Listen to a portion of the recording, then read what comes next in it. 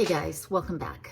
So I get a lot of questions about how do I stick to my budget with everything being more expensive, with the cost of groceries, everything being more expensive. And I just want to say that a budget is meant to be flexible because there's things that are out of your control. We cannot control the price of goods. We cannot control inflation. And so what happens is sometimes you have to adapt your budget, and that's a normal part of budgeting. So I just want to put that out there first. Secondly, when I'm going through a period where everything is so much more expensive or my budget is really tight and I need to cut costs, then I cook from scratch. Now, you know that I like to cook from scratch in general as it is because, you know, the kitchen is my happy place. But I use helpers.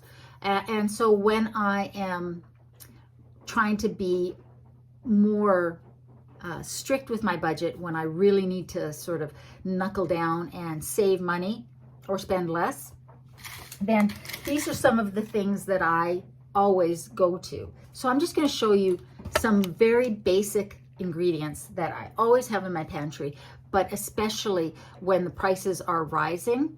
And these are things that you might see if you watch videos about prepping. So I'm just going to show you a few things that I always have. And when your budget is tight, here are just some things to get you thinking about what you can have in your kitchen and in your pantry to just always make some meals. So obviously produce is going to be tricky. You want to shop what's in season. So right now here on the island, you can buy these peppers.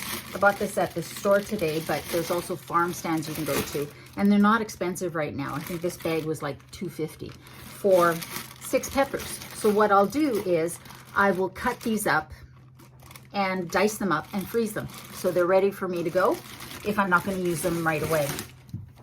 Potatoes are also cheap right now, so I always buy a handful of potatoes because I love me my potatoes. And so you can use these obviously in so many different ways. I don't need to tell you how to use a potato. But frozen vegetables are also a great option, especially when things aren't in season.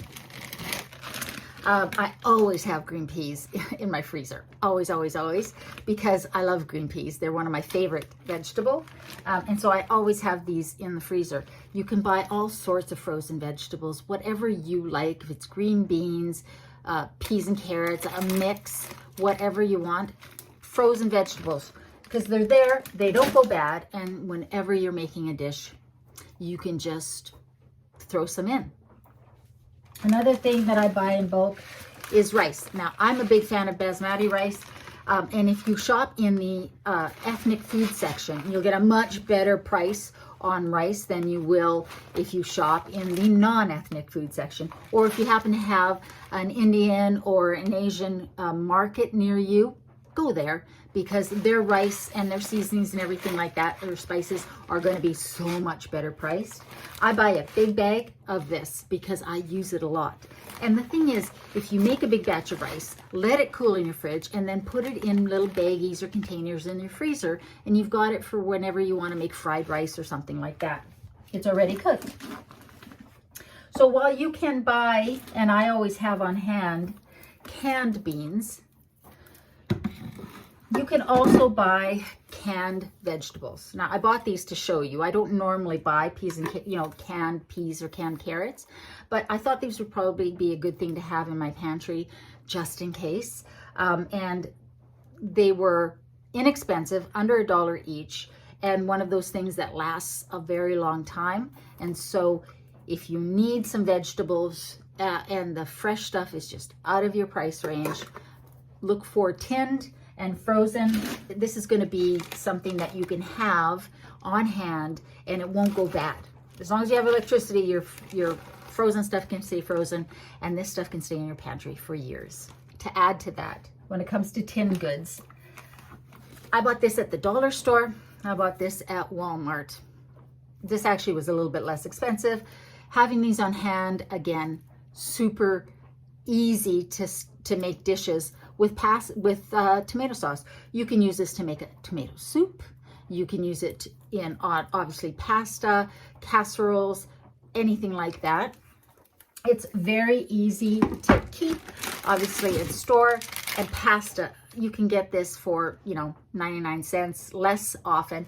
My prices are all here on the island and in Canada, but I have a ton of pasta in the house. I love pasta.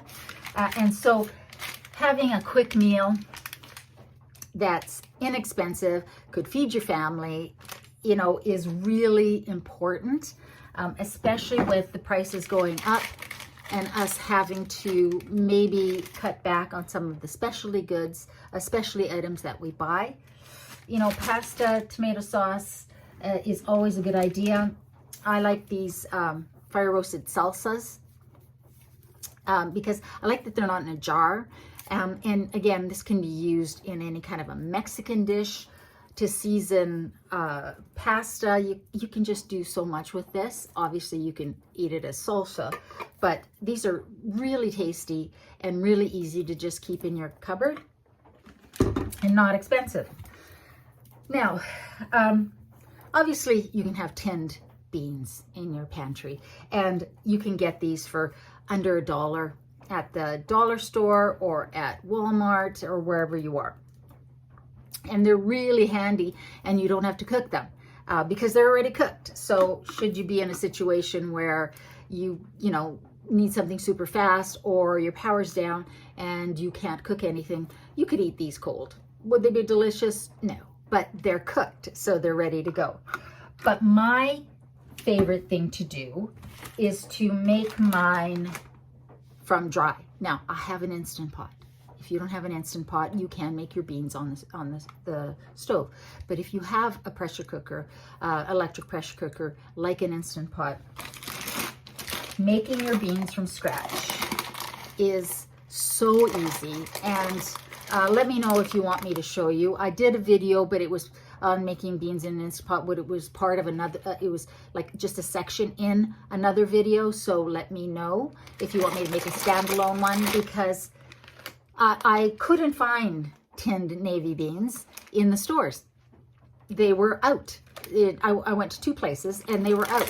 And I love navy beans because you can, once you cook these, you can use them to make a creamy sauce for pasta, things like that. Obviously, you can eat them as beans. But when you have, dry beans or tinned beans, you can also make really quick chilies, and you can add them to stews and such.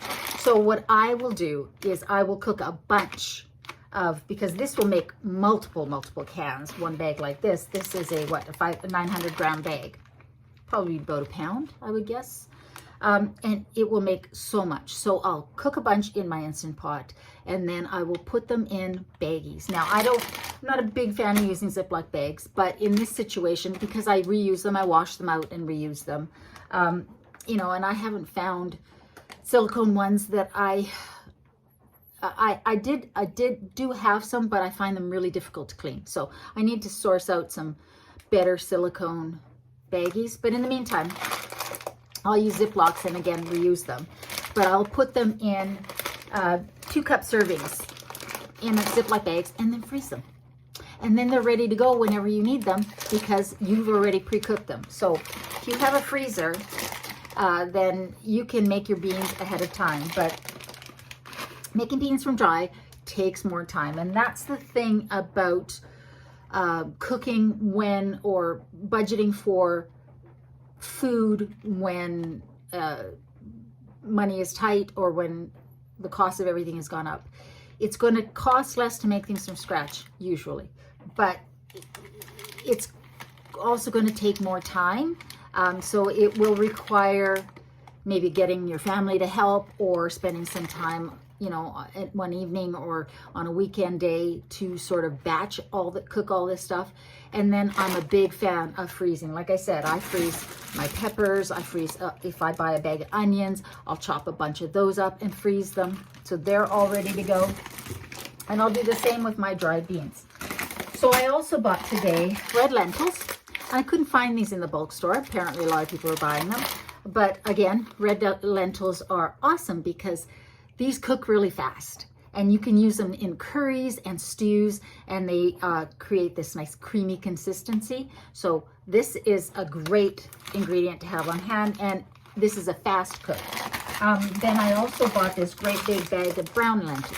Now, the reason I love brown lentils is because they give a nice chewy consistency. And so if you're going to make tacos, if you want to add them to pasta sauce and replace ground meat, or even a meat replacement in casseroles, all sorts of stuff, or just cook them and eat them as a side, brown lentils have a nice chew, and that's what I love about them. They take a little longer to cook, but they're great. And interestingly, I found this in the ethnic section of Walmart, and I found these obviously not in that same section. And this was the same, just a slightly more than this. And there's how much? This is twice as much, more than twice as much. So always a good idea to do that.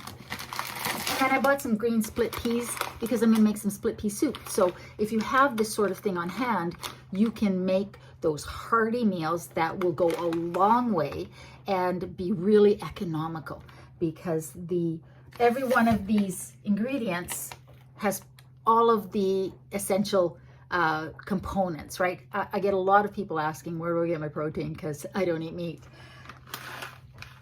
Beans, lentils, potatoes, every single thing, every food has protein, fat, and carbs. It just to different levels. But rice and beans and pasta, vegetables, they all have protein in them. And so, the thing about beans and lentils is they're really bulky. They've got a lot of fiber. They'll keep you full. They'll provide a lot of energy at a very low cost. So I would definitely recommend taking the time to make some from scratch. And if you can't, then just look around, keep your eyes open, and when you see a sale for tinned lentils and beans, just buy a few every single time, buy a few extra, and then you have them for those times when you need them. So one of the things that I also saw at the store today were these taco seasonings packets, and these are the reduced sodium ones.